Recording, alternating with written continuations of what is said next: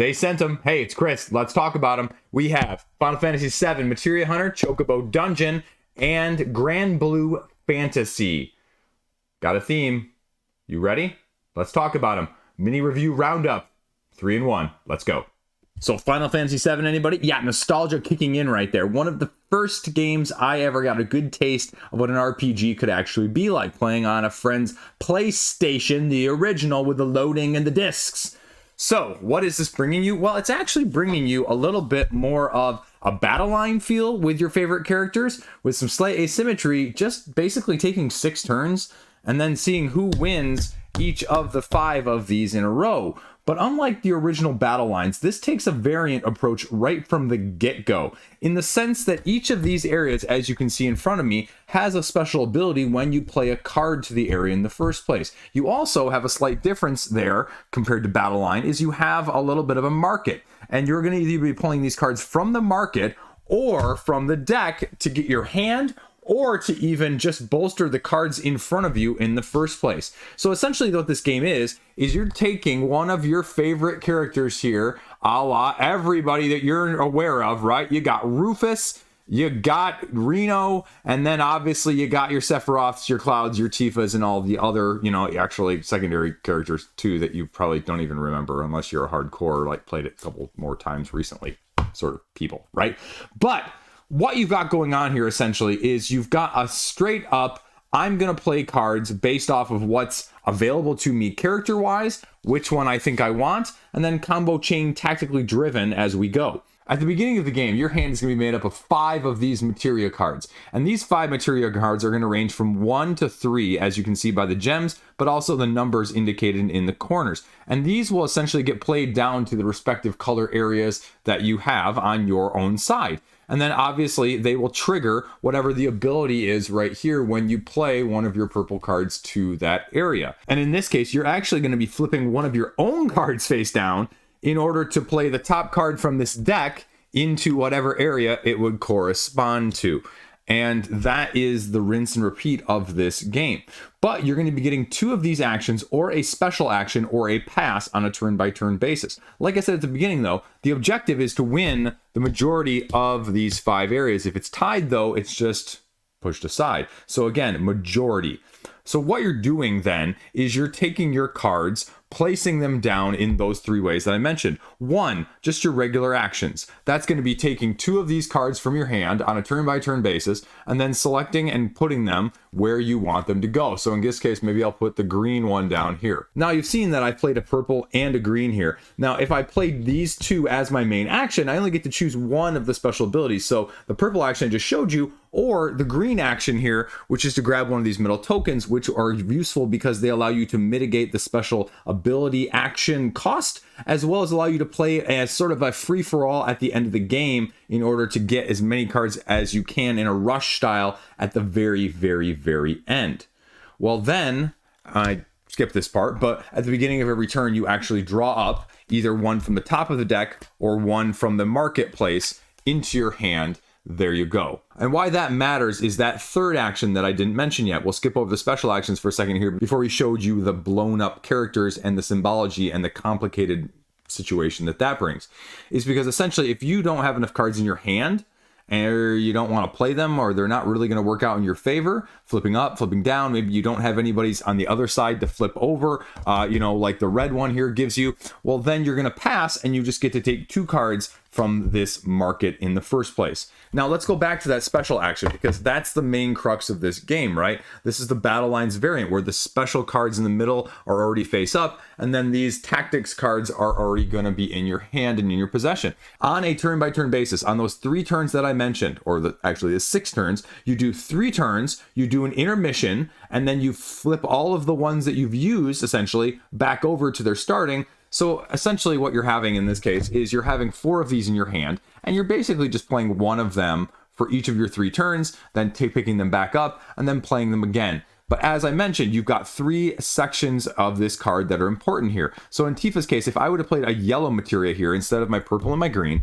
then I would have been able to take her bonus action if I had done it that turn. Now, if she was the one I played, well, then it doesn't matter if Cloud's is red and Sephiroth is purple and Yuffie's is green. Well, if I played Tifa and I played these two, then I can't activate her power. But if I did play a yellow one, for example, I would just get to draw an extra card from the market. Now, the bottom is the special action. So instead of playing those two materia, this is what you're doing. But this is coming with special requirements. And we're blowing this up even further because there's two parts of this that you have to fulfill. One, you have to have at least a combined total of 3 red or yellow materia cards in your area. And then this is the cost meaning you have to flip down that many numbered cards in your tableau in order to take this action. So you'd be getting 3 more cards and then playing those cards into the area. And that's what they're all going to be giving you. Now, in Cloud's example here, I have to have 6 total green, and it's going to cost me 3 to flip face down. But the reason this one is so more expensive is because this one plays 3 from my area,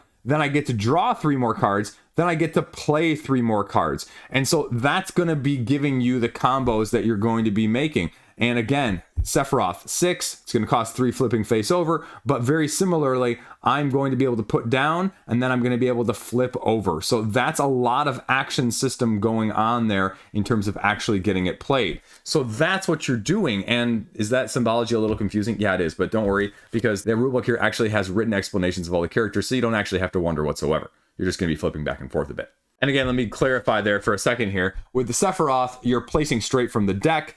And then obviously with Cloud, you're placing from the deck, drawing, and then placing from your hand. So there is some nuance there in terms of the difference there. And then Yuffie here is sort of a middle ground, right? 3 from the display, not from the deck, into the field. So that's what you're going to be doing, and that's how you're going to be managing things as a whole. The last element of things I didn't mention is the beginning of the game, you're going to put metal tokens on the middle of these 3, and then at the interlude between turns 3 and 4, whoever is in control of these middle ones is going to get these tokens, not to get control of the materia as a whole at the end game, which is going to matter for the win, but in order to get you more of these for later, because these mitigate that cost of that flipping that I just mentioned to you, because you have to have the numbered cards, but you also have to have and be able to flip that many no matter what. If you have these left at the end of the game, though, they allow you just basically to play as many as you have from your hand as you have tokens. So if I have 3 here and I wasn't able to get all of my cards out, well, then I can just start laying these cards out and going 1, 2, 3, or 4, or whatever I have, right? And then again, you're just doing a battle line sum, whoever has the most. But again, these materia in the middle, you're going to draw a card, you're going to flip one over on this lane or an adjacent lane. You're going to put out into the field straight from the deck. You're going to get the metal, and then you're going to flip someone else's over. So how you want to time those along with the actions that are going to be on these cards in order to get the bonus action go along with it, or for the timing of the special action, that's what you're going to be getting. So a little bit convoluted, a little bit symbology heavy, sort of, you know, again, a little bit longer battle line. What do I think of it? I mean, again, it's better than I thought, truth be told. At the same time, as you saw, the symbology is a little confusing. It's a little heavy. It's a little heavy-handed. So just, again, the difference between placing from the deck, placing from the market, placing from your individual player hand could be a little bit clearer there. Fine for what it is, though, because it does give you a little bit step up if you were one of those people that said, oh, well, Battleline, it's just, you know, poker. Well, this isn't poker. This is just, you know, arithmetic. Haha.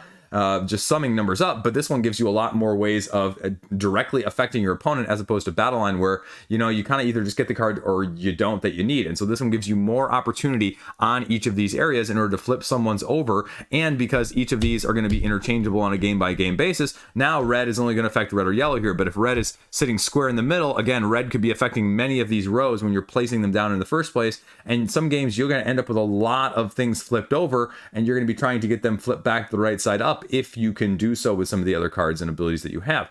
The downside is, well, again, with these special ability cards that I showed you, right, you're not going to be hitting these in the first or second rounds. You're going to be lucky if you're hitting these, you know, at the beginning of the 4th or 5th rounds, if not the 5th or the 6th rounds, because, like I said, some of these requirements, it's going to require 4 green or yellow for Yuffie. So if I don't happen to get that from the market, if I don't have to get that in from my hand, or if that just doesn't work out with what I need to play in order to mitigate, or in order to get, you know, my numbers, pump those numbers up, baby, those are rookie numbers, that's what you're going to be having. And so then you won't ever get the chance to use some of this bottom stuff. And again, that's the cool stuff, and that's my biggest detriment in a game like this, is I want to do the cool stuff. I want to do the big chaining combo swings in order to get the cool, well, win at the end of the game. And again, it's really going to be, you're going to get one of these. You're maybe going to get two of these if you're really lucky. To get any more than that, you would basically be the most optimal gameplay otherwise. Because again, with people like Cloud and Sephiroth, I need a combination of 6 cards. I've already told you that in the first 3 rounds, you're only going to be potentially playing a max of 6 cards total if you're taking the 2 every single time. So in order to have either one of these, you know, that's not a whole lot when you could be playing a maximum prior to the 6th round of like 10 cards. Having 6 of them in the 2 areas you need, you can start to see how it gets a little bit, well, more difficult. At the same time, these characters are just more powerful as opposed to these, which is 3 or 4, and you may or may not need to flip one over, and you can maybe mitigate. So that is the easy challenge when the ones are lighter versus smaller, and you can draft them, you can pass them, you can do however you want in terms of picking them at the beginning of the game. Basically, whatever you want to do to suit your fancy. So, I mean, is it going to wow you? No, it's probably not going to wow you. There's nothing dramatically super different about this one. It's a little bit more complex, and I had to make the argument that sometimes more is more and sometimes it isn't. And this one is going to test that in terms of what you think of that. I like it, but I also sometimes just want the simplicity of Battleline, right? Like, I don't want to have to think about the combos of, you know, getting the numbers down, because sometimes I'm thinking about the numbers. Sometimes I'm thinking about just what my numbers are. I'm not really paying attention to what their numbers are. I'm thinking of the number of cards, because it's also the number of cards that you need down in order to mitigate the powers, not the actual numbers that are on the cards. In that sense, sort of like a Splendor situation in terms of, well, you just need the number of cards to get the bonus, but it's not actually the cards, you know, they're giving you the bonus points in the first place. You know what I'm saying? And so that's going to be the issue, is how much is too much? It's not too much, but if you're looking for something more smooth and more streamlined with the iconography and a little bit of flipping back and forth, it's not going to be quite as intuitive either. So your mileage is going to vary there. And truth be told, again, the box here, I just have to comment on this because, you know, again, you saw the 2 piles of cards, you saw the 5 little materia things, and this is like a full-size box here because the insert is like this big, and the insert literally takes up probably 80% of the room in the actual box itself, if you see this, right? And so again, I wish this box was half the size. I wish this was a Battleline size box because it doesn't need to be any bigger than that. So all the text in the rulebook explaining all the characters, if the iconography is a little clearer, I think everything will be scaled down. But I know, again, it's probably because, you know, it's a shelf presence thing more than anything else. Say what you will. So that is Materia Hunter. Now, let's go on to Chocobo Dungeon, right? Now, next up, we have Chocobo Dungeon. Chocobo Dungeon is actually more like the game. Now, stick with me and you'll understand why I'm going with this in a second, because what you do is you have a single large deck of cards here that is numbered 1 through 99. And these cards are all going to have several different values on them that you have to take into account, just like the game, right? A number in the upper left-hand corner, but then you're also going to have a value that goes along with them, anywhere from 1 to 5 little paw prints. And that represents the strength of the card itself. And why that matters is because that's also going to correlate to the strength of the action. That's going to correlate to whatever numeral position it is in over here because of this rotating scheme that they've got going on. Because what's going to happen, though, in the difference between this and the game is not just putting them in order, but it's putting them in order with limited communication. So on your turn, you're going to have a certain number of cards. And at the start of the game, you start off with, a full hand. But then as you go along the game, you need to be able to play a certain number of cards depending on the number of player count. So in this case, we'll say for 2 players, every single turn, you have to play 2 cards from your hand. And what happens is you're going to be playing 2 cards and you're going to be using the limited communication that you're familiar with the game if you are familiar with it. If you're not, essentially what happens is you can say, okay, I think I can maybe fill this numbered slot in this. Or, hey, I have a really high card. I have a great low card. But you can't say I have this number. I have, very specific information along those lines, right? And so then you're going to be taking a look and trying to psychically communicate with your cooperative partners and deduce where I want these cards to go, what strength they're going to be, and also to not have them go in the wrong areas, because this spinning dial right here is slowly going to rotate a round by round basis, and what is not used is going to rotate, but then also where the Grim Reaper is over here is going to rotate as well. So right now, if I am playing 5 cards per round and it's a 2-player game, what you do at the beginning of the turn is you take 1 card from the top of the deck. That is the bonus card. That means this card is going to be automatically in there, and then each of the other 2 players plays 2 cards in this example. So for this card right here, this Chocobo is a 34 and it is a 4 strength. So I'm just going to put that right down here so you can see it. That means on my turn, I'm going to go, okay, where do I want 34 based on this rotation? As you can see in this rotation, I've got 1, 2, 3, 4, and 5. These 2 values over here are not being used. And so when you activate the card based on the rotation it gets set up, you put them in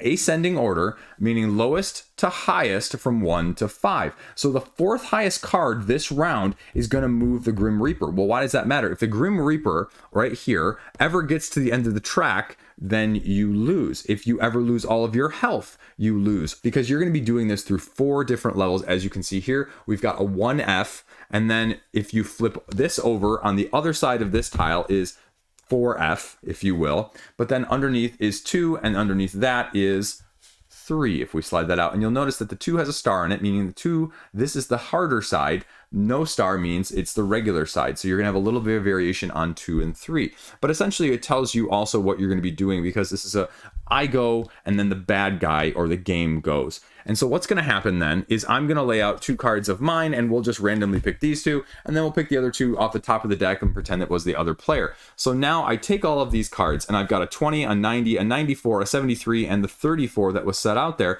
And so I slide them in order, and you can start to see, okay, which one correlates. And we set them out sort of like this, just slightly off camera, but you can kind of see then how it's going to go. And then you just go around and activate each of them based on the power. So this is a 5 strength, and I have my choice of one of these 2 actions. Eating or attacking is the red, and then on the second one, blue is the movement. Movement is getting across here, and all you have to do to advance off of a floor is just get to the end. If you get to the end, everything else gets reset, and you don't need to worry about it. But as you're moving across, there's going to be things like food, there's going to be books, and there's going to be enemies, as you know, the scythe as the reaper as well, and that's going to do spaces based on what number it is there. But then also you're going to just take damage if you land on the wrong spot. And so what you're going to be doing is activating each one of these one by one and just rinsing and repeating, because then after you go, then you're also going to be having the enemies go. And what happens at the beginning of every round is based on what happens in the upper right hand corner of this board. And so right here you can see that these are 2 little yellow cards. So I take my stack of enemies right here, and you can see that I've got a large stack of yellow and a large stack of red. And these are the normal, these are the elite. So what I would do at the beginning of the round, before those cards were even laid out, is I would flip up 2 of these cards, and you can see that I've got 2 slimes. They will do me 1 damage each. If they are not defeated, they each have 3 health, and then they each give me 1 health point back if I defeat them before the end of the round. And so that's going to come up every single time. So that's what you're going to be dealing with and mitigating. So this first one, for example, I may have 5 strength, but I can only deal that to 1 enemy. So I could take 5 attack to one of these, or I could take 5 eating. And so why that's important is because you did not hear me say anything else about redrawing, right? You do not redraw at the end of every round. Only if you're using the green action to eat food that you've already acquired here are you going to be able to regain that number of cards, and that number of cards is split between players. If you cannot play, you lose. That is the other lose condition in this game. So in this case, well, you know what? Let's say maybe I do just want to do this 5 action and do 5 damage. This guy's out. I heal. I don't need to worry about healing. That's all, right? And then this guy has a 4, so I don't really have any food to eat because I haven't gotten any food. And that's where these tokens come in, and that's where these books come in as well. And these books are going to be things that you'll be getting at the beginning of the game, but also ones that you'll be slowly acquiring. So then maybe, you know, again, we move 4, so I can go 1, 2, 3, 4. Well, that's bad. That's going to move him 1 space. 1, 2, 3, 4, or I'm going to lose 2 health. So if it would have been the other way around, it would have been fine. But you know what? I want to get some of this lovely nummy food. So 1, 2, 3, 4. We'll go here. I'm not worried about him getting too far. Then my third action is either a 2 move or a 2 attack. Well, I look and I see I don't really have any more attacks. And let's say I had some of these other, books up though, because you can have 3 of these books up on a round by round basis. And so the 3 books I have up here at the bottom of the camera is 2 heals and a 3 attack damage, and those can be used at any times. They're 1 uses essentially. So let's say I really would like to move and get the other food, but I only have the 2 value. But let's say I don't want this guy to do me another damage, so I'll spend the book, do 3 damage, knock this guy out. Again, if I would have gone the other way, I could heal myself, but it's not needed at this point. Or using my 2, then 1, 2, then I get one of these little food tokens. You look at the food token and you say, how many food is this? Then this is 3 food, so I'd move my tracker up 3. Now if I want to do that green action, I can spend that green action as many points or strength that it is to get that many cards back split amongst us. So then 4, unfortunately, this 90 ended up being the Reaper. So Reaper's going to go 1, 2, 3, 4. So he's almost halfway. And then the last one is only a 1 action, and that's either, oh, it's actually only a moving. So I'd move right here to this space. Then we just rotate the board one more this way, grab another bonus card. We're still in this area. Grab 2 more bad guys that are going to pop up, a cactus and a bat dude. Now I get a book each if I defeat them, 4 health, 5 health, 1 damage each as well. So again, it's sort of this press your luck. Do I want to fight these guys? Do I want to risk, running out of time with this guy? Or do I just want to make a race for the end in that sense? And so we've got the 31 here as the card that I may be doing. And then again, I take my cards here and I'm saying, okay, well, 31, I really don't want the low or the high to be good. I really want the low and the high numbers to have very minimal power, but I don't know what my partner is going to be playing. So again, let's just do this because it's fun, right? And so then my partner is going to play these 2, and I am going to play, you know what? We're going to play high risk, high reward. We're going to play this one and this one. We're just going to go for it. So right now we put all 5 of these together. So I've got a 31, a 43, a 14, a 15, and a 67. Ooh, that 67 is going to hurt us, so we better try and escape before then. So 14 is going to correspond to the Reaper here. So the Reaper would move 2 spaces, and then the 3 action would be either an attack or an eating. So I'm running out of cards. You saw I only have 1 card left in my hand. So in this case, I think I'd really want to be eating. So move 3, 1, 2, 3. And so we can get some cards back up, maybe 2 for me and 1 for my partner there. So you're slowly replenishing your hand. And then again, 3 as either an eating or a running. You know what? I'm going to run for it and see if I can get there. 1, 2, 3. Again, get more food. This one is a 4 food. So you scrape that back up to 4. And then, only 1 for the fight or the move. I only can go move 1 space, and that's going to cost me a health. And then the last one, unfortunately, is a 5. 1, 2, 3, 4, 5. And that would be me losing right there in the first round in just a matter of turns. And so it's obviously not always going to be that dramatic, because you're going to have a little bit more communication. You're not just going to pull random cards from the top of the deck, but based on the player count, you're going to be playing more or less cards. So obviously in the 4-player game, you're only going to have to play 1 card. And so you're not going to get, necessarily fed as much when those cards come back to you, but you're going to have more of an option. And so you can communicate a little bit more. Okay, you have the middle one, you have the high one, you have the low one. So you can kind of go along those routes. And then the enemies that you go through, again, as the more difficult ones, are going to give you straight up food. They're going to have more health, but they're going to do you more damage in the first place. So there's not a ton of variety here. Again, the books are really helpful. Although I drew 2 health ones, there's also things like the lightning bolt, which do 2 damage to everybody. And so again, there's little ways of mitigating that as a whole. And the differences between these maps, if you go and you look, there's the 4 map, because what happens here is you put him here, and then the scythe guy just goes around the outside and does you damage. And then whenever he stops, he just does you extra stuff, and your guy's just going to be going around the outside until you can deal him enough damage. 20 health in this case with this boss, but then also with this guy, he has 25. So 2 different modes or bosses to deal with there. And then same thing here with the 2F and the 3F. Again, the main difference being, there's a couple more paths on the star side of things, and then it's a little bit more, bad stuff along the way comparatively to the non-starred side of things. So what do I think of it? I mean, again, it's sort of this light, little clever. It's probably just a touch harder for a family weight than you would like, and it's probably not going to be slightly as deep or strategic as you'd want for your hardcore, gaming crowd like myself. And so it's kind of this weird amalgam of the 2 of them. Do I like it though? Because yeah, it definitely gives me vibes of the game. And so I was pleasantly surprised with this one too. This one, I thought it was not going to be good at all. It's fun. It's fun. It's not going to be world breakers. It's not going to be anything that you're going to write home about. The enemies are rather lackluster. The cards, there's not a whole lot of rhyme or reason to them always about what numbers have what strengths. So you're not always going to have that. So you can't always just kind of correlate it right here, right? Like 90 has 4, 94 has 1. Well, that's kind of okay. 14 has 4, 15 has 3. So, it's going kind of up by 1, up by 1, up by 1, and then, resetting. So it's not going to be like all the low numbers have super strong powers or all the high numbers have, it's going to be just, sort of random in that way. So you're not going to be able to mitigate as much. And I kind of like the not just automatically refilling your hand back up a la the game, because it makes you actually have meaningful actions on this wheel. Because the first time I tried playing it, like the first round or 2, I was like, wow, this is really easy. And then I realized I was playing it wrong, because I was playing it where I get the attack and, I get both actions on there. No, you don't. You get one or the other. And so this game may seem like take out enemies, slowly get to the boss. No, this is a race, push your luck game. You need to get to the end of this map. That's the most important thing that you can do. And same thing with the boss. And we just played and won our game recently, was that we rushed the boss. We just bum rushed the boss and did as much damage as we could in the right slots with the higher numbered cards that we had saved. And it worked. But it isn't always going to work because, again, you've got this huge stack of cards here that's just, massive in terms of, dealing and just wondering what you're going to get on a turn by turn, well, when you can eat style of things in the first place. So I like the books. The books are just a nice little small touch to get you out of the frying pan and into the fire, essentially. But it gives you just enough long-term replayability from do I want to play it all the time? Probably not. But it's a nice tweener. It's a nice intro level game if you're looking to introduce people who especially maybe more familiar with the video game in the first place. You'll get some people more interested because it's also not complex enough that people will understand right away, even if they're not gamers. And that's nice because I like not having to explain things and have people's puzzled looks on their faces in the first place. So there you go, Chocobo Dungeon. So last up then, we're talking about Granblue Fantasy from Japanime.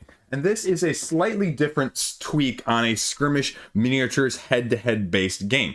And what you've got going on here essentially is you've got your 2 versus 2 or your 4 versus 4 tactically driven, as you can see overhead square-wise, move your characters around, smash, bash, and be the last one standing. However, it does give you a few scenario-driven variety that you can have here in terms of vandalism, rescue hostages, bounty hunters, that are going to be a little bit different than just the last one standing mode, because that is not, unfortunately, where this game shines. The game shines with these different objectives, because as you can see here set up in front of you, I have a great, beautiful, aesthetically pleasing, very attractive table presence of a game. You've got these boxes that are actually 3D that work really well to not only hold your tokens, but get slotted right on the board. And the mix match that you can do, the terrain itself is relatively modular, so you can twist that, turn that, use it however you kind of want, in whatever way you want, line of sight, trees, difficult terrain, all of those different aspects. Then you've got the acrylic standees, which are really nice, but truth be told, you also got to be aware that they look really nice on one side, but then the other side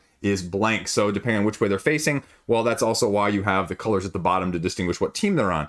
Now, you just line up your characters at the edge of the board on either side, and you go across and you battle. Basically, you get 2 different ways of moving. You can dash and push, or you can move and take the action to go along with it, because each of these characters are going to have their own unique asymmetric decks, and they're going to come with 6 different cards that you're going to have for each character, and these characters are going to be command cards. And so on your turn, you're going to have the command card sitting in front of you along with an additional command card, and you're going to activate all of your characters plus utilize your command card. So on one round, I would be activating one of these characters once and one of these characters twice. Now, the tricky part is they say in the full game, you're actually going to play 4 on 4.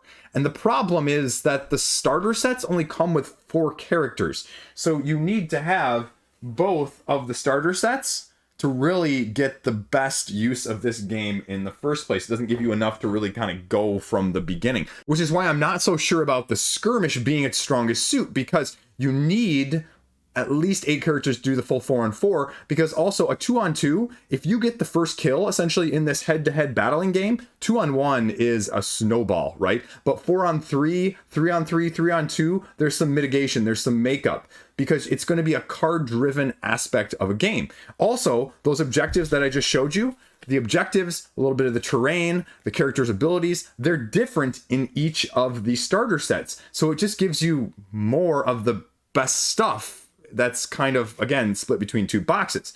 And it's going to be just your basic skirmish, right? And you're going to have these cards, and we'll show you them here in a second, and just what they actually can do. A typical character card here is going to have 2 different elements of things. It's going to have character-specific abilities down here at the bottom, and then it's also going to have an action symbol that correlates not only to the symbol there when you play it, but also the color, because each of these characters themselves are going to have corresponding values along the bottoms, and this is where you get to match up. You can see their health, you can see that they have an attack style right there, but then that tells you they are a melee, and that's a range of 1, it does potentially 4 damage or a 4 attack there. Their defense is 3, their movement is 2, and their interact is 0. But those all get a +1 ability if they match the card that's being activated on that. So in this case, if I actually played, even though she is not the character card with this one that would match up, Catalina and Io there, you can see that the blue circle matches the blue circle. So this 4 attack, damage essentially becomes a 6. It gets +1 for the blue and it gets +1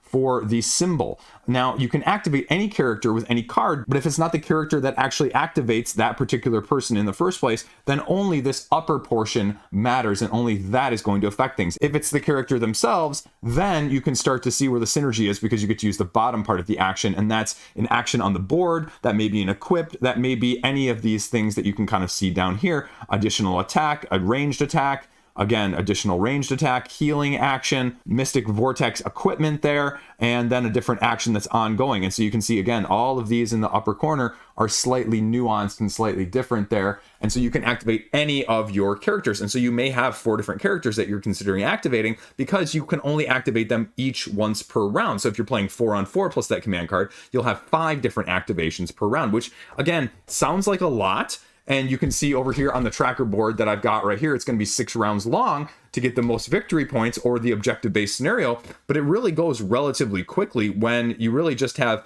dash and push, or move and action. The terrain situation is good, but at the same time, again, it's kind of a lot going on. You can see, besides me knocking over trees, that there is a lot of stuff every single place, whether that's getting in the way of a line of sight, because the attacks, if they're, one type of ranged, then they just go in a straight line, not as affected by line of sight necessarily always. But then if they're like a magic, it just has to be this many squares. Like if you're here, and you just need to be 3 squares away, right? 1, 2, 3. It doesn't have to have complete, straight line. And so that's what you're going to be dealing with and mitigating and kind of going along.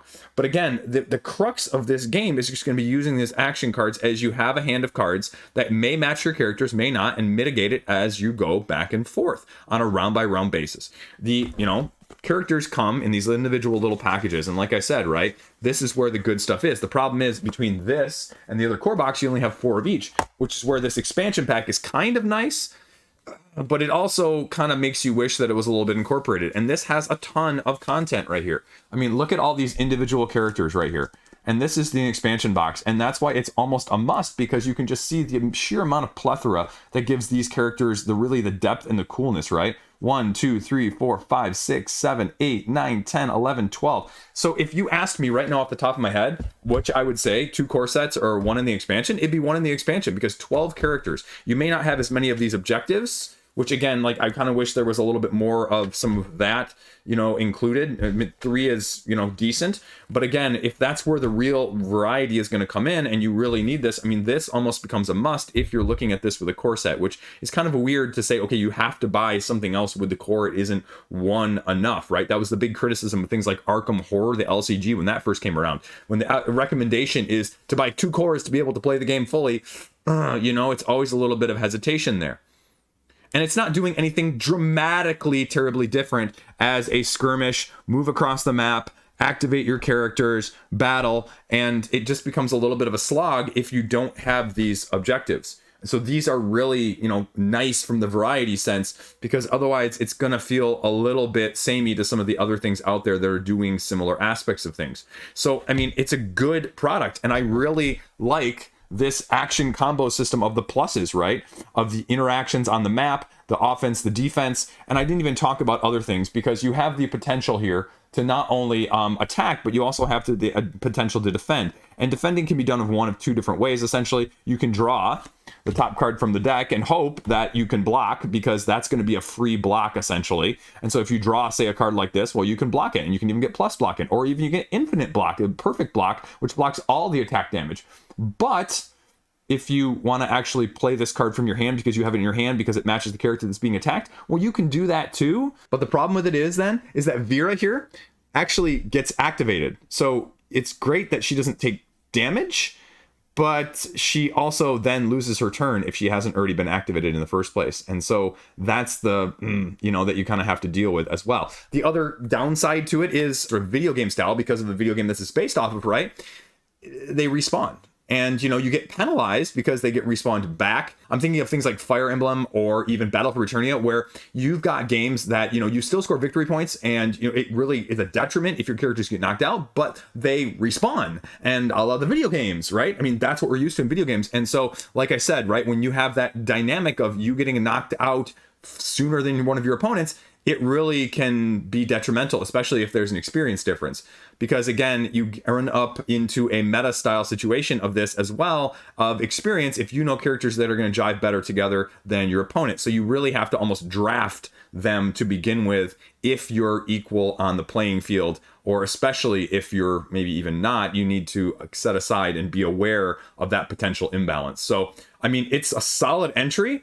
I'm not sure it's doing significantly different or new enough stuff to excite you to get it necessarily over one of those other ones that I just mentioned, the Fire Emblem, the God Tiers, the Battle for Eternia, but it's got a great table presence, as well as the combo, system that they've got card driven wise. It's got some real legs. But again, the dynamic is, if I have to tell you to buy the expansion to be able to actually maximize the core, little hesitation there as a whole. But again, it's going to give you a ton of stuff if you do get this as well. And again, this would probably be recommended over the core, just because I think 3 objectives is going to last you long enough, because this is where you're going to want to spend the majority of your time figuring out what characters go together, which ones you like. And this is going to give you a ton of stuff as well. 12.